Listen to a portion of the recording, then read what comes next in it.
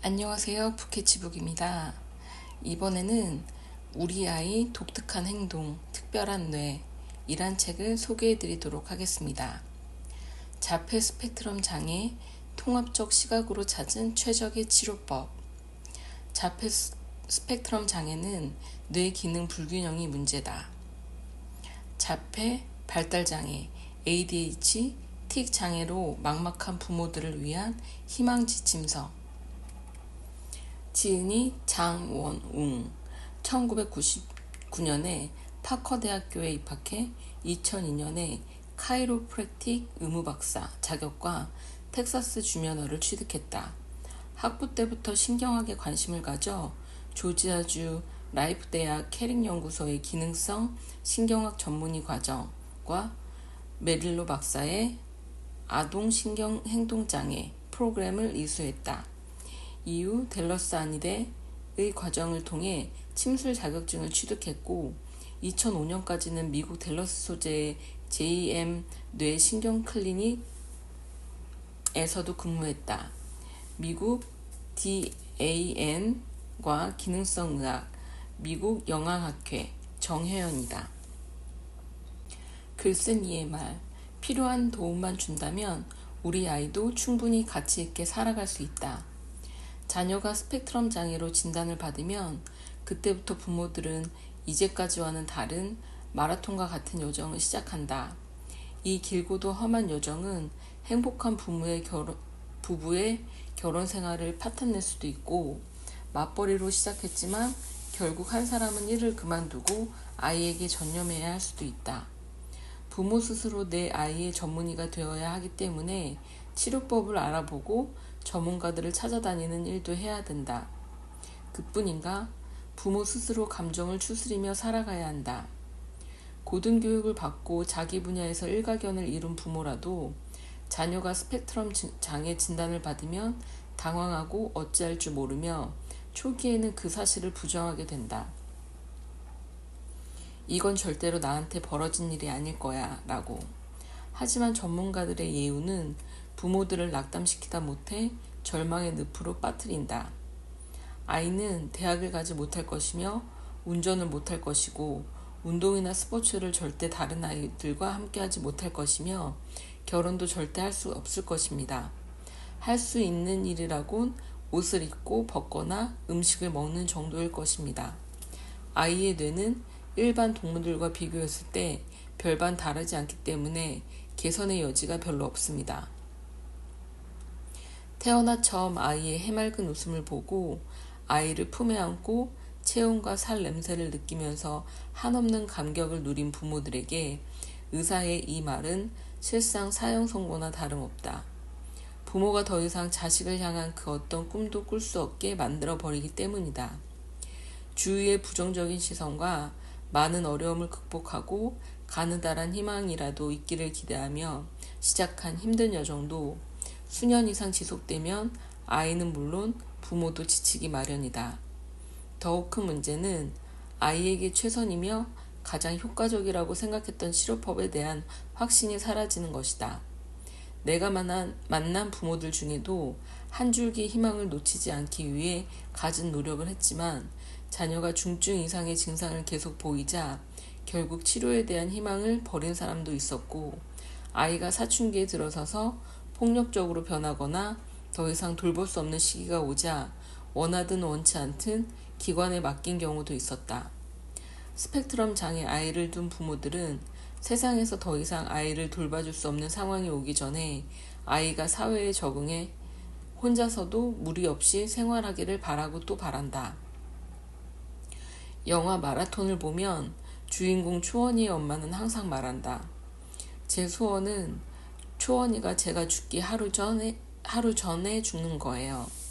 자식을 위하는 마음은 어느 부모나 같겠지만 스펙트럼 장애아를 둔 부모의 마음은 경험하지 않고는 헤아릴 수 없을 것이다. 스펙트럼 장애를 둘러싼 현실. 안타깝게도 스펙트럼 장애의 치료를 둘러싼 현실은 부모들의 간절한 소망을 반영하기보다는 이용하고 있다고 해도 과언이 아니다. 우선 자신의 이익을 위해 검증되지 않은 정보를 여기저기 전달하는 사람들이 너무나 많다. 그 중에서도 특히 인터넷은 스펙트럼 장애의 치료에 대한 많은 광고와 홍보로 넘쳐나고 그 사이에서 부모들은 올바른 선택을 하기가 쉽지 않다. 자기들의 치료법만이 대단하다고 추켜 세우며 상대방의 치료법에 대한 노골적인 비난을 서슴지 않는다.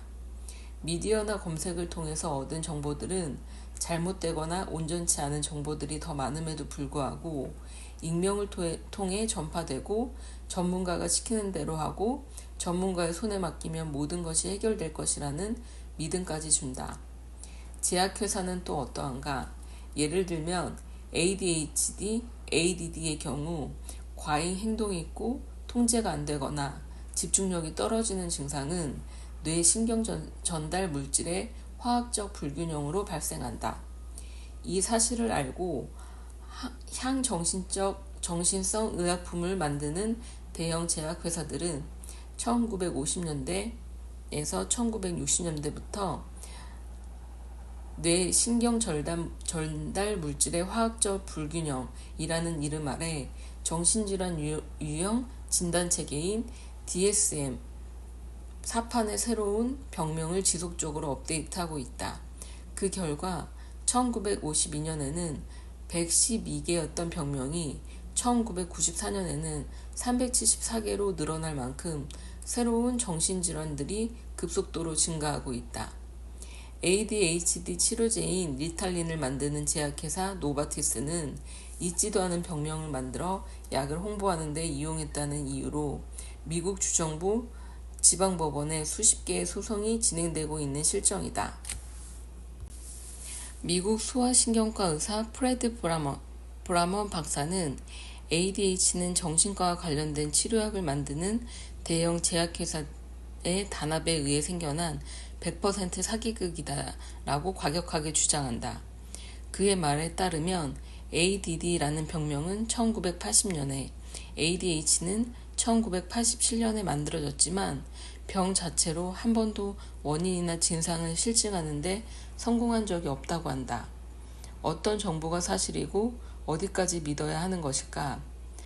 스펙트럼 장애의 증상을 약으로 해결하겠다는 의지만 있을 뿐 스펙트럼 장애가 왜 생기며 왜 그런 행동을 하는지 정말 무엇이 문제인지에 대한 의문은 제약회사의 관심 밖에 있다.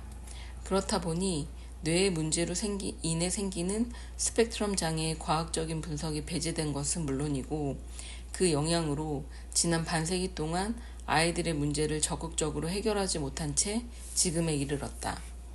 스펙트럼 장애 아이들의 문제가 뇌보다는 부모의 양육이나 유전적 심리적인 요인에서 발생한다는 믿음도 스펙트럼 장애의 과학적인 치료를 방해했다.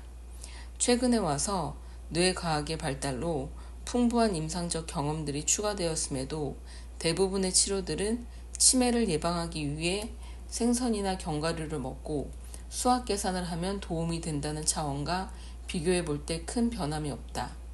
이제라도 부모가 먼저 생각을 바꿔야 한다.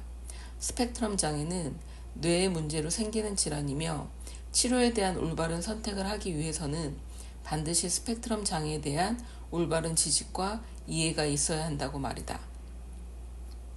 기능성 신경학의 관점에서 보면 스펙트럼 장애는 나아질 수 있다. 필자는 미국의 병원에서 한 자폐 스펙트럼 장애 아이를 치료하기 시작하면서 스펙트럼 장애에 관심을 가지게 되었다. 돌이켜보면 그때 그 아이와의 운명적 만남이 뇌 기능성 신경학을 토대로 한 자극치료와 생의학 영양치료를 접목하는 방향성을 다지게 된 것 같다. 뇌의 심각한 기능장애로 생긴 틱장애, 파킨슨병을 포함한 운동장애, 손의 위축증도 뇌의 기능을 향상시키는 자극치료를 하면 뇌 재활이 가능하다. 스펙트럼 장애 역시 뇌의 신경 가소성 개념에서 보면 치료가 이르면 이를수록 좋고 성인과는 다르게 예후도 좋은 편이다. 아직까지도 일부 전문가들은 자폐 스펙트럼 장애는 어떠한 노력으로도 쉽게 좋아질 수 없다. 절대 좋아질 수 없다는 선입견을 가지고 있는데 기능성 신경학을 이용한 뇌 재활 치료는 서서히 그러한 벽을 허물고 있다. 기능성 신경학의 뇌 재활 프로그램은 미국에서 뇌 상상해를 당한 프로 운동선수들에게 가장 효과적이고 적합한 치료 프로그램으로 발전하고 있으며 뇌 기능성 신경학을 모태로 한 스펙트럼 장애 치료센터인 브레인 밸런스 센터가 미국 내에 자리 잡고 있다. 뇌 기능성 신경학 이론은 우리나라의 의사나 한의사에게도 자율신경실조나 어지럼, 두통은 물론 여러 증상들을 치료하는 학문적 토대로 자리매김하고 있으며 세미나와 학회도 정기적으로 열리고 있다. 한 스펙트럼 장애아의 아버지는 아이와 한 번만이라도 캠핑을 같이 가는 게 꿈이라고 했다. 그런데 아이가 외부 환경에 잘 적응하지 못하고 낯선 환경을 심하게 거부하거나 울면서 공포를 표현하니 남들에게는 너무나 당연한 일이 이 아버지에게는 이룰 수 없는 꿈이 돼버렸다. 나는 부모들의 작지만 외면하기 힘든 소망에 대한 얘기를 들을 때마다 가슴이 아프다. 내가 만약 이 아이들을 위해 할 수 있는 일을 업으로 선택하지 않았다면 그 순간 어떤 말을 해줄 수 있었을까? 다른 이들처럼 이건 어쩔 수 없는 일이니 그대로 인정하고 평생을 한숨으로 살라고 말하지 않았을까? 단언컨대 스펙트럼 장애아들은 원인과 증상이 모두 같지 않으며 한계는 있지만 그들도 충분히 사회적 관계를 맺고 가치 있게 살아갈 수 있다고 생각한다. 그들을 장애로 제한하지 않고 단지 조금 더 도전이 필요할 뿐이다 라고 생각할 수 있다면, 그리고 그들에게 적합한 기회와 선택을 준다면 우리가 소원하는 소망은 이뤄질 것이다. 세상을 향해 나아갈 아이들을 기다리며 17세기 증기기관의 발명으로 산업혁명이 시작된 지 불과 200여 년이 지난 현재 인공지능, 로봇, 생명과학 기술이 발달하면서 먼 미래에 가능하리라고 생각됐던 일들이 하나씩 이루어지고 있다. 알파고라는 지능이 천재 바둑 프로기사를 이기고 자율주행이 가능한 자동차가 출시되는 현실에서 4차 산업혁명은 인간이 하는 일들을 대체하는 것은 물론 우리의 삶을 더 편하고 윤택하게 만들고 있다. 과연 이러한 삶의 변화가 우리에겐 어떤 의미일까? 육체적인 삶이 편해지면 뇌도 그 혜택을 당연히 누리리라고 생각되지만 실상 우리의 뇌에 미치는 영향은 그 반대다. 특히 아이들의 뇌는 각종 스마트 기기와 게임, 실내 생활, 너무 빠른 교육으로 인해 좌뇌와 우뇌의 기능이 균형을 이루지 못하면서 스펙트럼 장애와 같은 질환으로 고통받고 있다. 이는 우리나라뿐만 아니라 미국, 중국, 개발도상국과 같은 나라들도 예외가 아니다. 삶이 편해질수록 뇌 질환은 더욱 증가하고 심각해질 것이다. 그런 점에서 필자는 아이들의 미래가 걱정되고 이 사회가 염려되고 인류가 어떻게 발전할까 하는 의구심을 갖게 되었고, 이 책은 그 궁금증의 여정에 대한 물음에서 시작되었다. 최근 스펙트럼 장애와 관련해서 생의학 치료를 다루거나 뇌와 관련해서 치료나 양육의 경험을 다룬 책이 많기는 하지만 주관적인 의견을 바탕으로 한 증례 위주이거나 특정 치료법만을 지나치게 부각하고 상업적으로만 접근해서 부모나 혹은 일선에 있는 치료사들에게 오히려 혼란을 가져오는 경우가 많다. 이 책은 그런 점을 개선하고자 노력했다. 스펙트럼 장애의 모든 내용을 담은 백과사전은 아니지만 기능성 신경학에 기반해 스펙트럼 장애 아이들의 뇌가 필요로 하는 자극과 영향의 측면에서 접근했다. 치료에서 어떤 부분을 가장 우선적으로 고려해야 하는지, 대뇌방구 통합치료와 생의학 치료는 무엇이며 식이요법과 운동은 어떻게 해야 하는지를 담았다. 이 책에서 소개하는 방법을 하기 쉬운 것부터 차근차근 실행하다 보면 눈에 띄게 달라지는 아이를 보게 될 것이다. 마지막으로 글 쓰는 것을 업으로 하지 않아 이 책을 내기까지 많은 시행착오와 노력이 필요했지만 무엇보다 관심을 가지고 나를 지켜주신 모든 사람들에게 감사의 뜻을 전한다. 특히 글을 정리하고 초안을 쓰게 도와주신 주연진 님이 없었다면 이 책은 세상의 빛을 보기 힘들었을 것이며 그 외 편두리의 모든 구성원들 그리고 가족에게 깊은 감사의 말을 전한다.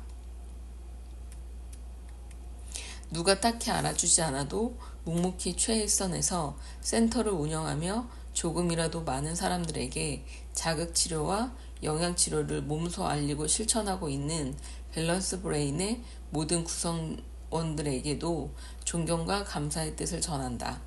장원웅.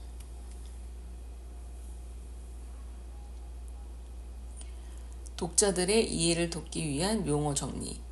이 책에서는 이상행동 분야의 질환들 중에서 자폐 스펙트럼 장애를 집중적으로 다룬다. 자폐 스펙트럼 장애에 대해 자세히 알아보기 전에 혼란을 초래할 수 있는 용어들을 정리해본다. DSM-5판, 질환 명칭의 변화와 그 이유. 19세기를 지나서 서양의학은 질병이 다르면 치료 방법도 그에 맞게 달라져야 한다는 분위기가 형성되었다. 그 영향으로 이상행동 분야도 진단 분류 체계를 정비하게 되었고 그 결과 DSM, 정신질환의 질환 및 통계 편람과 ICD, 국제 질병 분류의 진단 체계가 성립되었다. 그러나 정신질환은 질환의 경중에 따라 구분은 될지언정 공통된 병리적 원인이 있기 때문에 실제로 진단 기준을 명확히 하기가 어려운 부분들이 있다. 최근까지 미국 정신의학협회에서 정신질환의 진단에 사용된 준거 기준인 DSM-4판에서는 자폐질환을 다음과 같이 분류했다. DSM-4판에 의한 자폐 질환의 진단 기준, 자폐증, 전반적 발달장애, 모든 영역의 발달 지연, 비전형적 전반적 발달장애, 자폐증과 비슷하나 진단 기준을 완전히 만족시키지는 못하는 경우, 아스퍼거 증후군, 언어, 인지 기능이 크게 문제되지 않는 자폐증, 레트 증후군, 생후 6개월간 정상적인 정신, 운동 능력의 발달 후에 손발 및 운동 능력을 잃어가는 경우, 소화기 붕괴성 장애, 3, 4세까지는 정상적으로 발달하다가 심하게 악화되어 유아 치매처럼 되는 경우. 그러나 2013년에 개정된 DSM-5판에서는 이런 진단 기준을 통합해 자폐 스펙트럼 장애라고 통칭했다. 즉 DSM-4판에서는 증상에 따라 자폐증, 아스퍼거 증후군, 전반적 발달장애, 레트 증후군 등으로 분류했으나 DSM-5판에서는 증상의 차이에 따른 구분을 없애는 대신 사회적 의사소통 문제, 제한적이고 반복적인 행동이 있으면 넓은 의미에서 자폐 스펙트럼 장애로 분류한 것이다. 이미 미국의 기능성 신경학회에서는 이런 자폐 스펙트럼 장애 증상들이 대뇌 기능의 불균형으로 발생하기 때문에 증상으로 질환을 구분하거나 경계 짓는 것이 의미가 없다고 지속적으로 주장해 왔는데 DSM-5판이 되어서야 받아들여진 것이다. 이 책에서는 자폐 스펙트럼 장애를 포함한 ADHD, 틱장애, 뚜렛 증후군과 같은 운동장애들은 대뇌 기능 문제 중에서 특히 대뇌 특정 부위의 기능 저하가 원인이기 때문에 기능성 신경학회에서는 20년대 초반부터 이 질환들을 스펙트럼 장애로 정의해 오고 있다. 그래서 이 책에서는 자폐 스펙트럼 장애를 포함해 학습장애, ADHD, 강박증, 틱장애 등을 통틀어 스펙트럼 장애로 정의하고 자폐증, 아스퍼거 증후군, 전반적 발달장애 등은 자폐 스펙트럼 장애로 정의한다. 예외적으로 자폐증이라고 표시된 부분은 자폐 스펙트럼 장애로 통합되기 전의 통계나 논문 자료에서 발췌한 것으로 부득이하게 사용한다. 스펙트럼 장애란 스펙트럼 장애의 범위, 덜 심각한 거에서 아주 심각한 쪽으로 분류해서 말씀을 드리자면 가장 덜 심각한 것은 ADD, ADHD, 틱장애, 학습장애, 강박증, 자폐증, 발달장애 순으로 심각도가 증가합니다. 스펙트럼의 원래 정의는 햇빛이 프리즘을 통과할 때 여러 가지 색의 빛으로 나뉘는 것이다. 프리즘을 통해 빛이 하나가 아닌 여러 빛이 합성체라는 것을 알게 되는데 근본적으로 하나의 빛이 실제로는 다양한 색깔로 표현된다. 이처럼 ADD, ADHD, 강박증, 아스퍼거 증후군 등과 같은 뇌기능 문제로 발생하는 질환들도 각각 분리된 질병이 아니라 특징적인 패턴과 원인을 서로 공유하며 해당 질병의 중증도와 기능장애를 가진 해부학적 영역에 따라 차이가 생긴다 해서 스펙트럼 장애라 통칭한다. 1부 우리 아이가 스펙트럼 장애? 왜? 1장 내 아이만 이런 걸까? 엄마는 잘못이 없다. 스펙트럼 장애인 주의력 결핍 장애 ADD, 자폐 스펙트럼 장애 ASD, 주의력 결핍 과잉 행동 장애 ADHD, 틱장애, 학습장애, 강박증 등으로 공통받는 아이들이 매년 증가하면서 이에 따른 연구들도 활발히 이루어지고 있다. 최근 DSM-5판에 와서 자폐 스펙트럼 장애로 통합된 자폐증은 1943년 소아정신과 의사이자 정신분석학자인 레오 캐너에 의해 처음으로 정의되었고 1944년에는 호주의 소아과 의사 한스 아스퍼거에 의해 자폐와 비슷하지만 언어적 표현이 가능한 아스퍼거 증후군이 처음 알려졌다. 이후 한스 아스퍼거는 아스퍼거 증후군이 가족 간, 때로는 아버지에게서 아들로 이어지는 경향이 있음을 밝혀냈다. 이러한 연구 방향은 유전자와 자폐증의 연관성을 알아낼 수 있을 것으로 기대됐으나 2차 세계대전의 여파로 프로이트적 불가항력 심리 이론이 확대되면서 다른 방향으로 전개되었다. 그 당시 전문가들은 부모, 특히 엄마가 아이를 차갑게 대하거나 제대로 보호하고 양육하지 않아 자폐가 생긴다고 주장했다.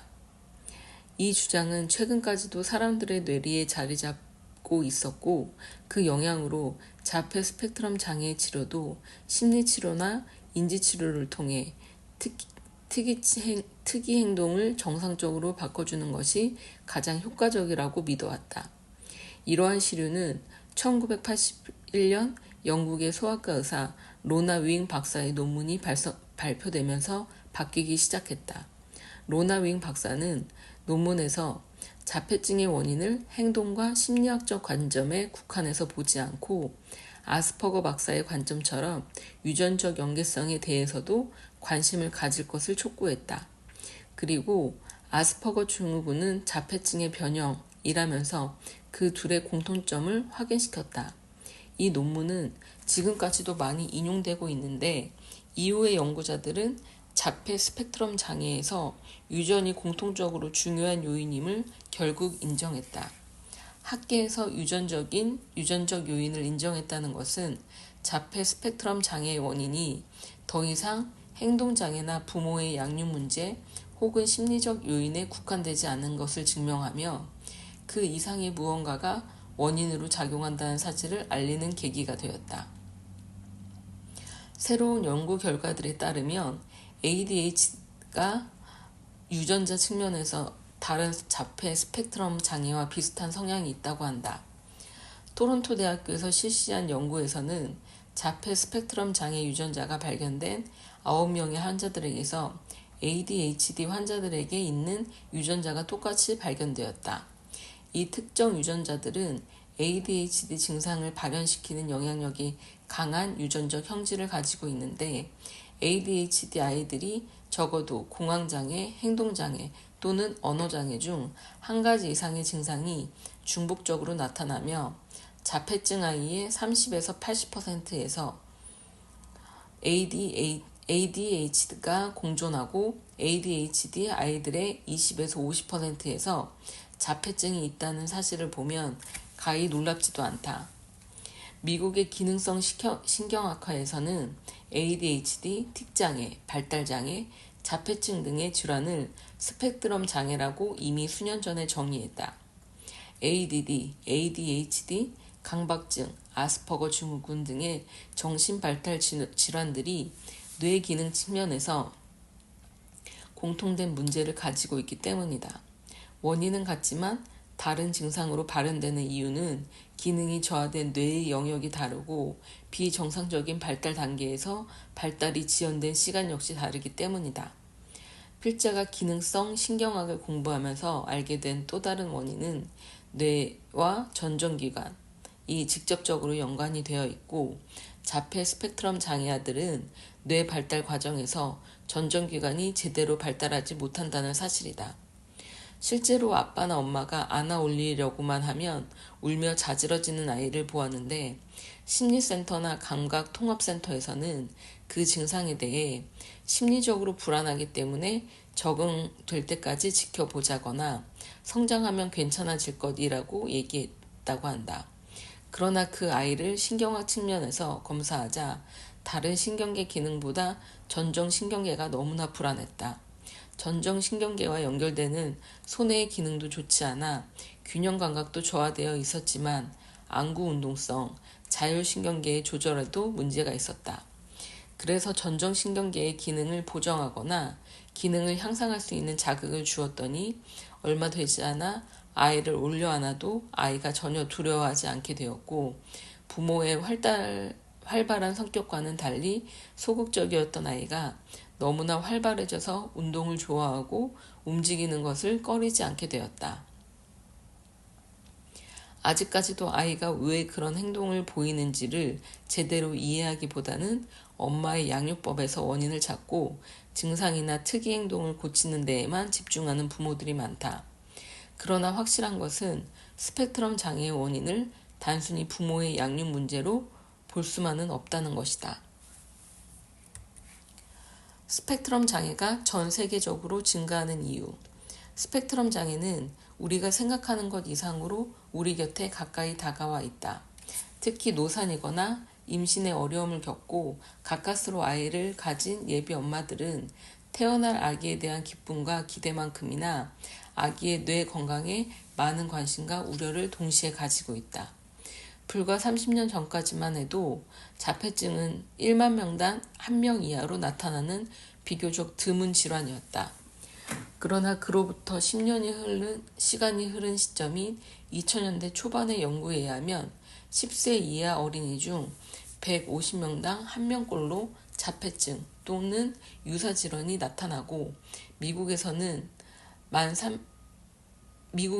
30만 명의 아이들이 자폐증, 아스퍼거 증후군, 발달장애 증상을 보이는 것으로 보고되었다.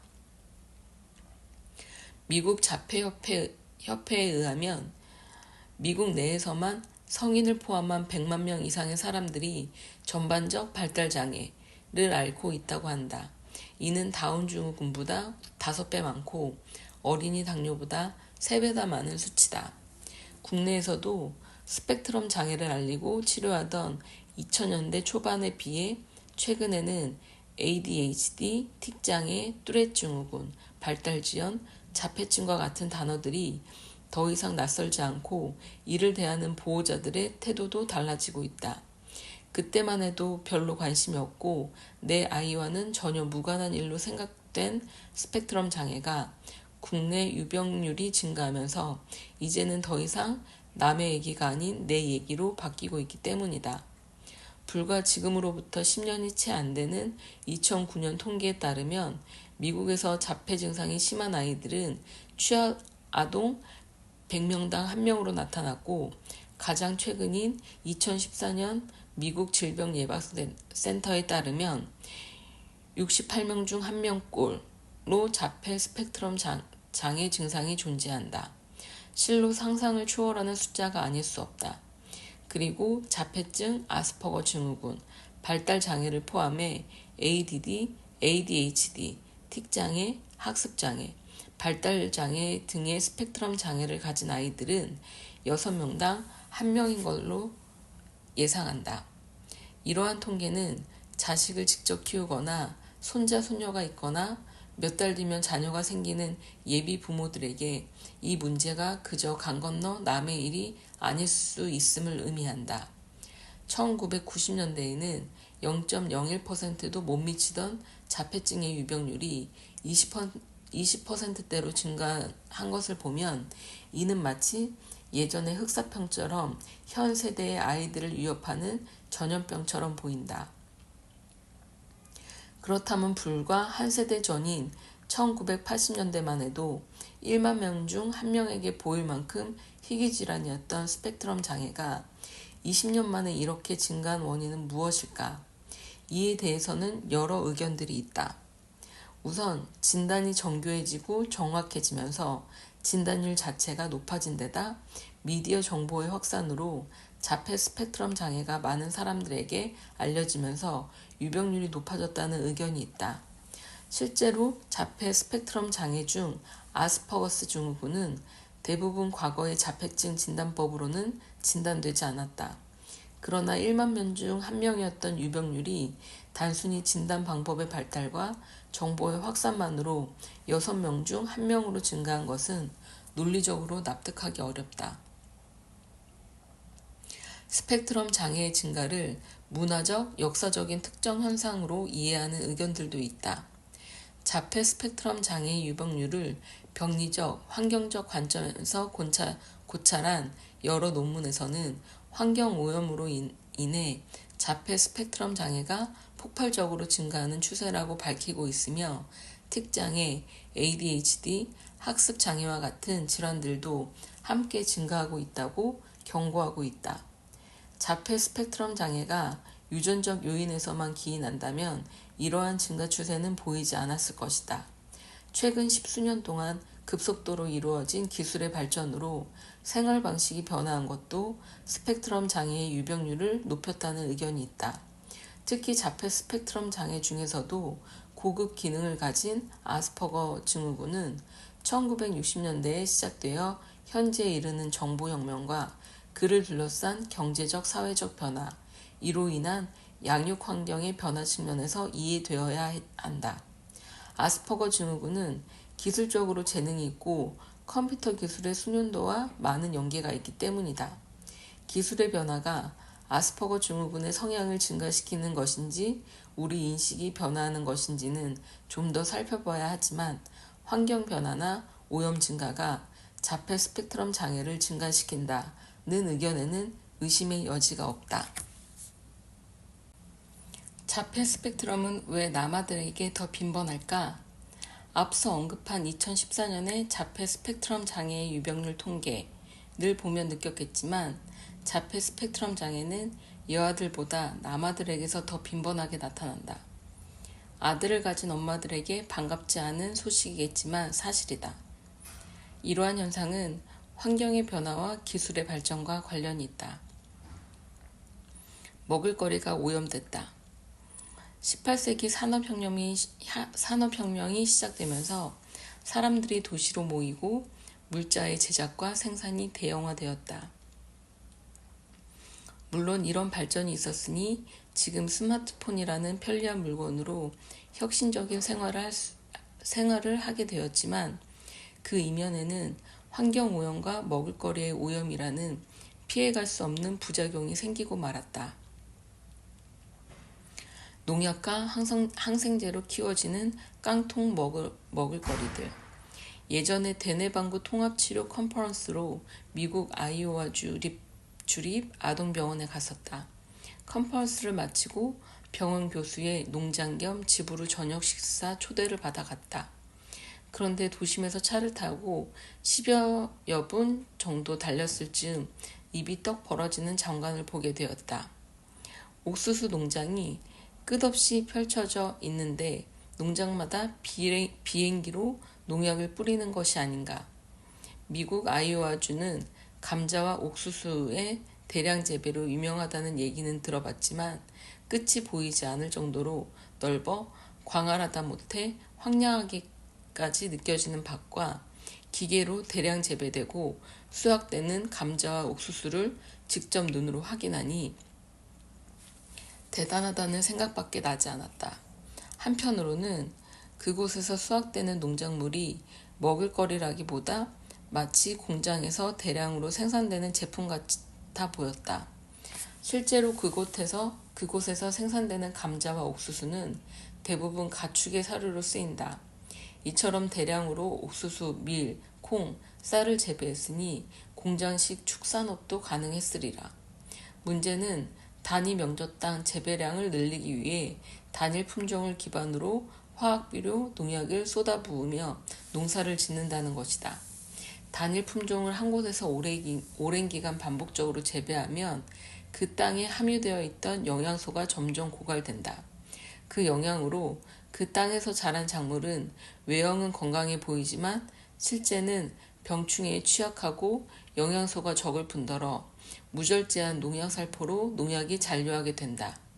이렇게 재배된 곡물을 사료로 쓰는 축산업도 오염되기는 마찬가지다. 점점 늘어나는 육류 소비를 충당하기 위해 좁은 축사에서 많은 수의 가축을 키우다 보니 배설물이 제대로 관리될 리 없다. 가축들은 오염된 배설물 때문에 병에 걸리기 쉽고 농장주들은 이를 치료한다는 명목으로 항생제를 투여한다. 이러한 현실은 어류 양식에서도 피해갈 수 없는 문제가 되었다. 공장식으로 재배된 작물과 축산물, 수산물은 각종 가공식품의 재료가 된다. 우유와 콩으로 만든 조제 분유, 콩고기를 포함한 각종 콩 가공식품, 소세지, 어묵, 두부 등이 대표적인데 가공 과정에서 원재료에 함유되어 있던 영양분이 소실되어 정작 가공식품에는 영양소가 충분치 않다. 그 사실을 잘 아는 제조사와 판매업자들은 판매 전략으로 우유엔 비타민 D 혹은 칼슘 강화라는 문구를 적고 시리얼과 같은 탄수화물 범벅의 제품은 비타민, 무기질의 함량을 강요하며 건강에 좋은 식품으로 포장해 소비자들을 현혹한다. 원재료의 생산 단계부터 가공식품으로 재탄생하는 순간까지 오염이 되고 있으니 우리가 아무리 조심해서 식품을 골라도 먹을거리의 오염에서 벗어날 수 없는 것이다. 환경오염으로 이미 수많은 자연환경이 복구할 수 없는 수준까지 파괴되었다. 환경오염은 우리가 마시는 물, 공기, 거주하는 생활공간뿐만 아니라 먹을거리에도 영향을 미치며 인류까지 위협하고 있다. 그 결과 우리의 건강은 물론 인간의 존엄성을 대표하는 뇌까지 약해지고 있다. 특히 신체의 화학적 대사에 작용해서 성호르몬 대사를 교란하고 남아들에게 중대하게 작용해 남아의 자폐 스펙트럼 발병률을 증가시키고 있다. GMO로 인한 환경 독소의 증가. 환경 독소는 몸에 축적되어 면역 독성 반응을 일으키고 천식이나 아토피와 같은 각종 알레르기와 암, 만성질환까지 불러올 수 있다. 신경독성 작용도 나타날 수 있어 인식장애, 기억력 장애를 일으키거나 호르몬에 영향을 주어 생식작용에 문제를 일으키고 성욕감퇴와 대사성 질환이 생기게 한다. 환경 독소 문제 중에서 최근에 대두되고 있는 것이 GMO, 즉 유전자 재조합 식품이다. 음식은 단순히 환경 오염을 피하거나 제거할 수 있는 요인이 아니기 때문이다. 국내에서는 GMO 표시를 정직하게 한 제품을 찾기도 어렵지만 더욱 큰 문제는 non-GMO, 즉 GMO로부터 안전하다고 명명된 제품들도 법률이 제한하는 범위 안에서 괜찮다고 허용된다는 것이다.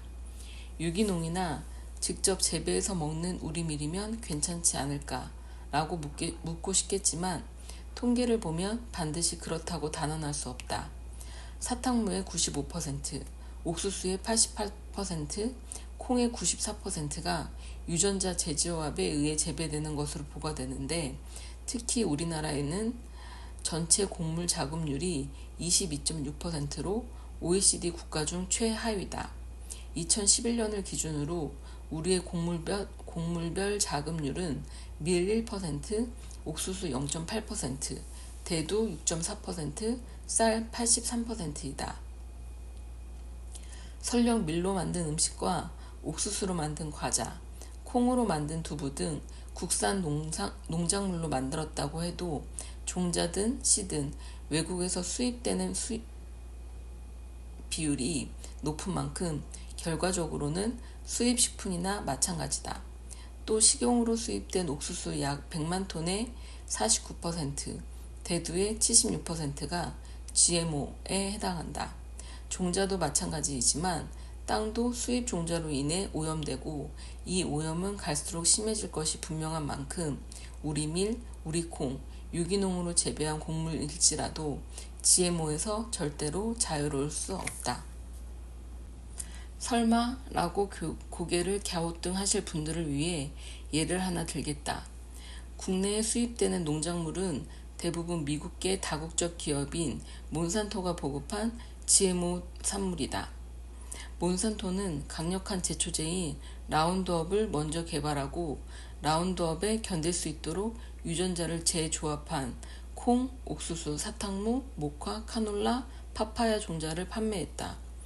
제초제 라운드업의 주성분은 글리포세이트라는 화학물질인데 제조사인 몬산토는 소금보다 독성이 약하다고 선전을 했고 라운드업은 세계에서 가장 인기 있는 제초제가 되었다. 그러나 글리포세이트는 세계보건기구에서 1급 발암물질로 규정한 물질이며 신경세포막과 DNA에 손상을 일으켜 기형아 출산, 조산, 불임증, 암과 파킨슨병을 유발하는 것은 물론 항생제처럼 장내 유익균을 파괴하는 독성 물질이다. 실제로 GMO 식품을 먹은 농부들의 손과 다리에는 알레르기 반응이 나타났으며 GMO 콩과 옥수수를 먹으며 자란 돼지는 위장 간의 염증 반응으로 고생하고 동물들의 조산율은 급증했다. GMO 식품을 먹은 소, 돼지, 쥐의 생리학적, 신경학적, 행동적 증상들은 자폐 스펙트럼 장애 증상들과 정확히 일치한다. GMO 식품을 먹은 쥐들은 GMO 식품을 먹지 않은 쥐들에 비해 사회성이 떨어지고 실험 조작을 할 수 없을 정도로 항상 흥분해 있다. GMO 식품을 먹은 돼지들도 극도의 불안감을 보이고 서로 귀나 꼬리를 물어뜯는 등 공격성이 강해져 격리해야 하는 경우가 늘어났다. 심지어 초기 치매처럼 먹이를 받는 장소를 기억하지 못하는 경우도 있었다. 위장 간에 문제가 있는 자폐 스펙트럼 장애 아이들이 증가하는 것도 GMO 식품과 관련이 있다. 하버드 의대 매사추세츠 종합병원은 2006년에 연구 발표에서 자폐 스펙트럼 장애 아이들의 70% 이상이 위장간 문제를 가지고 있다고 했다. 그런데 2010년의 개정 발표에서는 자폐 스펙트럼 장애 아들 대부분이 위장간 문제를 가지고 있다며 그 심각성에 대해 다시 한번 강조했다. 1990년대 중반에 GMO가 소개된 이후로 미국에서 소아과를 비롯한 일반 병동에서 위장간 염증 반응과 관련된 증상들이 최소한 40% 이상 증가되었다. 이러한 현상은 GMO 식품에서 비롯된 것이라고 많은 전문가들은 유추하고 있다. 대한민국은 GMO 콩을 가장 많이 수입하는 두 번째 국가이며 한식의 영양 때문이겠지만 개인 섭취량은 세계 1위라고 할 수 있다.